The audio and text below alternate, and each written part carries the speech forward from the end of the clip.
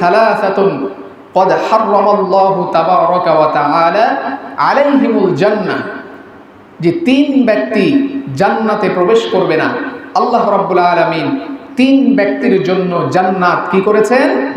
হারাম করে দিয়েছে। প্রিয় হাজরিন, তাহলে এই তিন ব্যক্তি কারা আমাদের জানার প্রয়োজন আছে না নাই? সবাই বলেন আছে না নাই? আছে। এক নম্বরে যার জন্য জান্নাত হারাম, মুদমিনুল খমর, অর্থাৎ যে ব্যক্তি খমর মাদক ভক্ষণ করে, মদ পানে অভ্যস্ত মাতাল, তার জন্য জান্নাত হারাম। খমর এটি শুধু মদই নয়, ইসলামে খমর এমন বিষয়কে বলা হয় যেটি সকল নেশাদার দ্রব্যকে এর মধ্যে অন্তর্ভুক্ত করে। অর্থাৎ মদ সহ যত নেশাদার দ্রব্য রয়েছে, এই সমস্ত নেশাদার দ্রব্য যারা পান করে, যারা ভক্ষণ করে, তারাই হচ্ছে মাদক ভক্ষণকারী। আর বিশ্বনবী বলছেন, এক নম্বরে মাদক ভক্ষণকারী, মদ ভক্ষণকারীর জন্য আল্লাহ পাক জান্নাত কি করেছেন? হারাম করে দিয়েছেন। এক নম্বরে এটি। দুই নম্বরে বিশ্বনবী বললেন, আল আকুলি ওয়ালিদাইহি, যারা পিতামাতার অবাধ্য সন্তান, পিতামাতার অবাধ্য সন্তানের জন্য আল্লাহ পাক জান্নাত হারাম করে দিয়েছেন। পিতামাতা আমাদের অভিভাবক, তাহলে পিতামাতা তাদের দায়িত্ব, মানে তাদের কথা শোনা, তাদের আনুগত্য করা সন্তানের জন্য এটি একটি ফরজ বিধান। যতক্ষণ পর্যন্ত তারা ইসলাম বিদ্বেষী কোনো হুকুম না প্রদান করবে, ইসলাম বিরোধী হুকুম না প্রদান করবে এবং ভালো কাজের উপদেশ দিবে, ততক্ষণ পর্যন্ত তাদের আনুগত্য, তাদের কথাবার্তা শোনা এটি সন্তানের জন্য দায়িত্ব।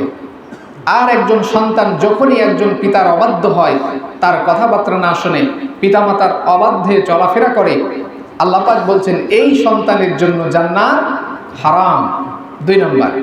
তিন নম্বরে রাসূলুল্লাহ বললেন, ওয়াদায়ুস, অর্থাৎ দায়ুস ব্যক্তির জন্য জান্নাত হারাম।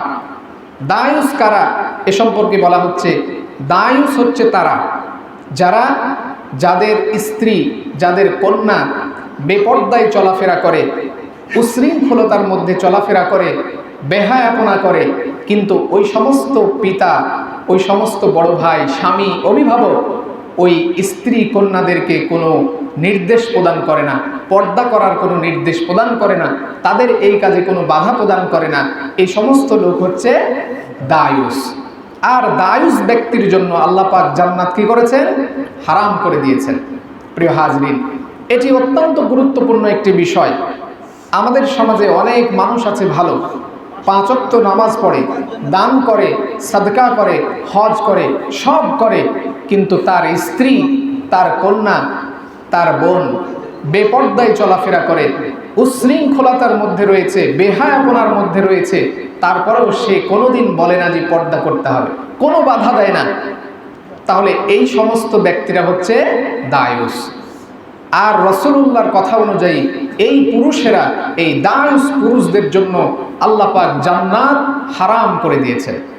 প্রিয় হাজরিন, তাহলে এই হাদিস থেকে আমরা জানলাম 3 ব্যক্তির জন্য জান্নাত হারাম।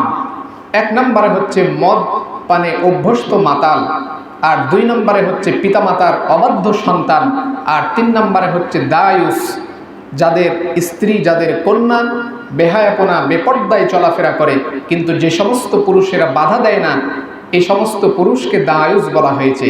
আর দায়ুসের জন্য জান্নাত হারাম। প্রিয় হাজরিন, তাহলে এই হাদিস থেকে আমরা যে 3 শ্রেণী জানলাম, এই 3 শ্রেণী হওয়া থেকে, এই 3 শ্রেণীর মানুষ হওয়া থেকে আল্লাহ পাক আমাদের সকলকে বাঁচার তৌফিক দিন। সকলে পড়ি আল্লাহুম্মা আমিন।